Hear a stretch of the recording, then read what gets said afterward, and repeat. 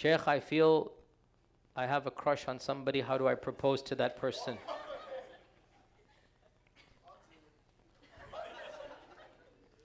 No, he doesn't have a crush on anybody, don't worry.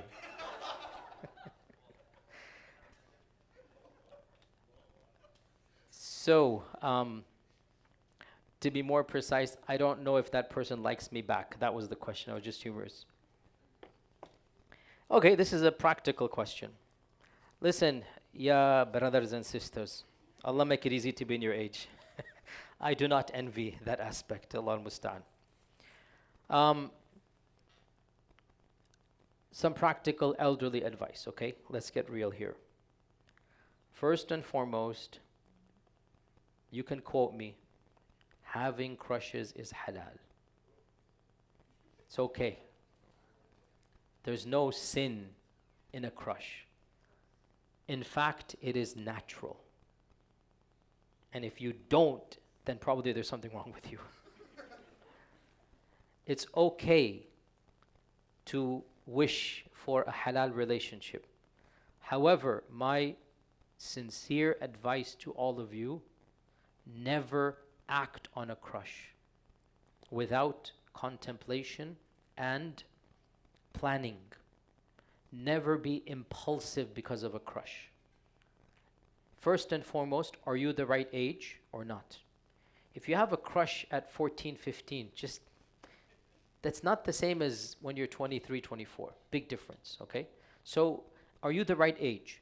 Secondly, is this the right time for marriage? If you're first year, school, university, and you're not going to be able to get married, what's the faida? So, crushes will never harm you in the long run. It's just a crush. But developing the crush, falling in love two-way, getting involved physically, it will potentially harm you. Understand this point. Crushes will never harm you. It's just going to remain a positive memory if you didn't act upon it. It's never going to have a negative backlash. And if you're close to your moms or your dads, it's awkward, but ask them about their crushes, right? Yes, your moms and dads were once upon a time young like you. No, you don't want to do that? Okay.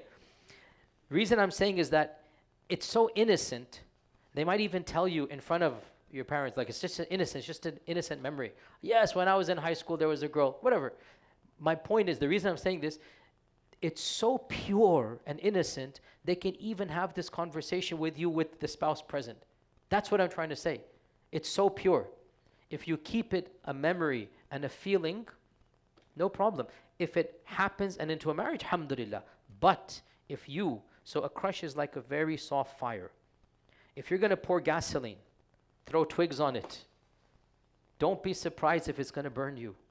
So be very, very, very careful if there is that feeling and it's the right time for your life and the other person checks the boxes with you and your parents, then the proper way to do this is to get the adults, the parents involved as soon as possible and to make the conversation focused on nikah, marriage, not on dating. Okay? So if that is the case, then inshallah everything is legit and clean. As for your particular question, that how do I know the person likes me back or not? My advice in this regard, you have two options that are both legit and halal, and it depends on which one is better for you. Either go through the parents directly. So you say, there's a person I might be interested in. Can you approach their parents? Or go through a third party, preferably a married person. They can go through their spouse to the person and just say, hey, are you interested in getting married? And would you be interested in somebody with these characteristics? No name mentioned. Do not mention names. Characteristics. Because you want to make sure, what if the person says, oh, I don't want that type of person? And then automatically that is qualified, right? So if you keep it neutral without mentioning names and you go through an intermediary, and by the way, this is Khadijah style. That's what happened. Khadijah radiallahu anha, right? And again, I don't shy away from controversy. This is exactly what happened. She saw things in the Prophet that she admired. In English, we would call this exactly what we just called it, right? She was attracted to his nobility, his dignity, his decency, his honesty, his shyness. So she wanted the Prophet ﷺ as a partner. And so she sends Nafisa, or her friend, she sends, Nafisa says, Ya Muhammad, he wasn't Rasulullah, Ya Muhammad, why don't you get married? Who would marry me? Well, what if there was a lady? I mean, who would be interested? I mean, what if she was a business lady? I mean, what if somebody like Khadijah? She didn't say Khadijah is interested in you. She's like, well, what if somebody like Khadijah? And the response was, why would somebody like her be interested in me? Meaning, am I worthy of somebody like that, right? He didn't say, oh, I'm not. No, even in the response, there's like, I would consider her, but I don't know, would she consider me? Then it's clear. This is Khadijah style, right? Khadijah style is not knocking on the door, Akhi, you're interested in marriage or not? No, that's not Khadijah style. You don't propose directly. You don't speak directly. That's problematic. It's very problematic insofar as you are basically opening the doors of shaitan. I'm not saying it's haram, but you open the doors of shaitan.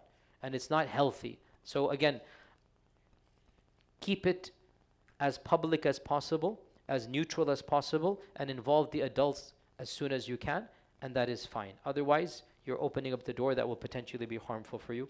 Wallahu ta'ala alam. And with that, inshallah, I don't want to go too long. Jazakumullah khair, inshallah.